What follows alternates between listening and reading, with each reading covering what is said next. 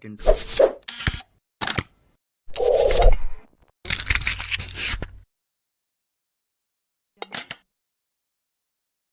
dimulai dari pikiran. Percaya saya waktu pindah ya, dari sini meninggalkan Bulungan itu kita naik kapal tidak. Saya naik di dek paling atas itu sambil kapal itu meninggalkan Tarakan. Kemudian saya naik di dek paling atas, saya berjalan sepanjang dek. Saya mengatakan dalam hati, saya bermimpi, saya lihat laut, saya mengatakan seperti ini. Dan saya ingat sampai dengan sekarang. Saya akan kembali ke Bulungan, saya akan bangun Bulungan dan saya akan sukses membangun Bulungan. Itu bahasa saya, membangun Bulungan. Itu impian. Bagaimana cara membangun Bulungan nantinya? Kemudian impian saya juga saya katakan bahwa saya akan memberikan kabar yang terbaik untuk orang tua saya. Saya jauh dari mereka, maka saya akan memberikan kabar terbaik untuk mereka. Saya akan membanggakan mereka.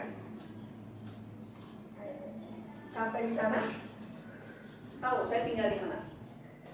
Saya tinggal dengan keluarga yang rumahnya itu seperti gubuk. Makan pun waktu itu saya di situ tuh cuma makan nasi sama garam biasanya, nasi sama lombok karena saya tidak makan ikan yang mereka makan. Kadang saya ada Indomie, misalnya dulu Indomie masih murah, saya beli satu misalnya itu bisa saya makan satu hari. Pagi saya makan setengah, pakai bumbunya setengah. Itu mie dibagi 3, setengah kasih bumbu setengah, terus nanti siang setengah kasih bumbu lagi, malam setengah kasih bumbu lagi. Nah, itu. Kalau kalian di sini makan enak gratis, ya kan? Paling enggak ada lah rasanya kan? Kalau bayangkan kalau cuma makan nasi sama garam.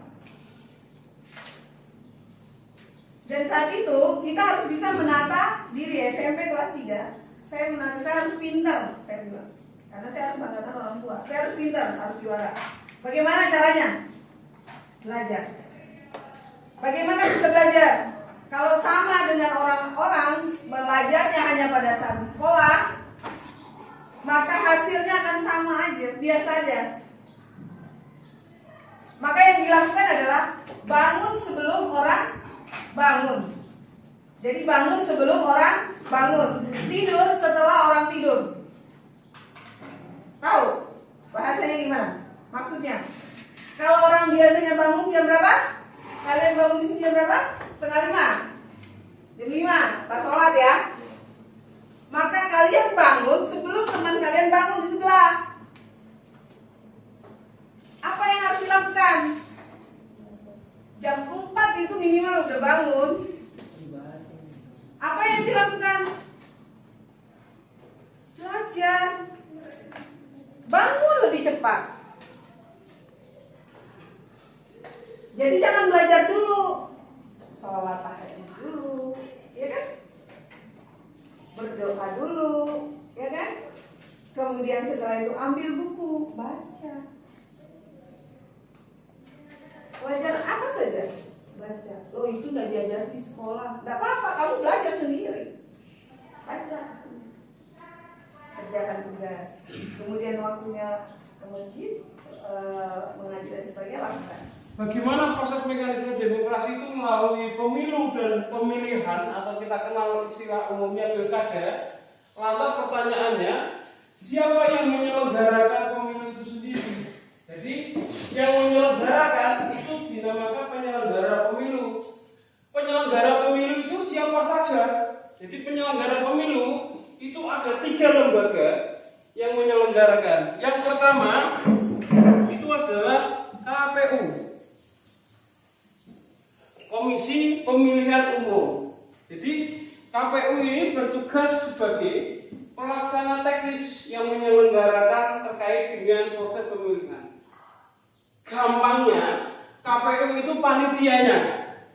Jadi dia yang mempersiapkan terkait dengan surat suara, mempersiapkan terkait dengan tempat pemungutan suara, termasuk mempersiapkan siapa yang berhak untuk menjadi peserta pemilu itu sendiri. Jadi hal-hal yang menangani penyelenggaraan pemilu secara teknis itu dilakukan yang namanya Komisi Pemilihan Umum. Ya. Terus siapa lagi Pak yang disebut sebagai penyelenggara? Ada yang namanya kita kenal Bawaslu. Pernah dengar Bawaslu?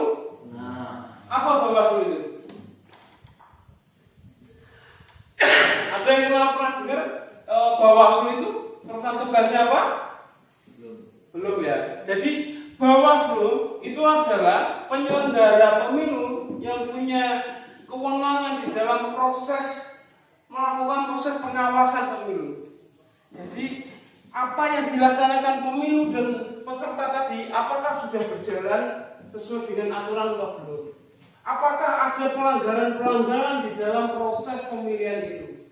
Nah, semua dalam proses penyelenggaraan pemilu itu diawasi dengan apa yang dinamakan dengan Bawaslu, Badan Pengawas Pemilu. Itu ya. Nah, terus tadi bilangnya ada 3 penyelenggara. Yang terakhir apa? Yang terakhir itu adalah Dewan, ya, DKPP, Dewan Kehormatan Penyelenggara Pemilu. Ya, dia tugasnya itu ngurusin terkait dengan apakah ada penyelenggara pemilu ini yang melanggar kode etik apa? Nah, terus nanti kalau dia kok ada yang kasarannya melanggar etik, misal katakanlah ada KPU, ternyata KPU di situ bekerja sama dengan peserta meloloskan atau melakukan sebuah kecurangan. Nah, ini tidak boleh. Nah, yang menangani terkait dengan itu siapa? Ya, DKPP tadi. Jadi DKPP itu ini urusannya adalah mengawasi terkait dengan apakah KPU dan Bawaslu ini sudah sesuai dengan aturan, sesuai dengan regulasi atau belum.